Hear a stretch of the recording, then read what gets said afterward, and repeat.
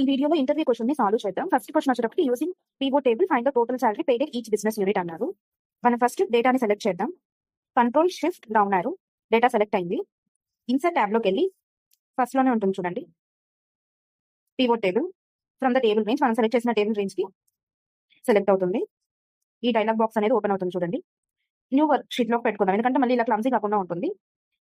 Okay, so ఈ rose లో మనం బిజినెస్ యూనిట్ అని ఉంది కదా, దాన్ని డ్రాప్ చేసుకుందాం. శాలరీ అనేది వాల్యూస్ లో డ్రాప్ చేసుకుందాం. Close it. ఓకేనా, చూడండి ఇక్కడికి వచ్చేసరికి business some of salary, total salary అనేది క్యాలిక్యులేట్ అయింది.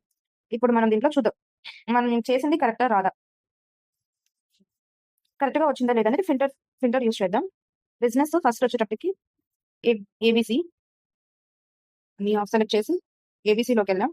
ఓకే, చూడండి టోటల్ ఎంత వచ్చింది, 15,100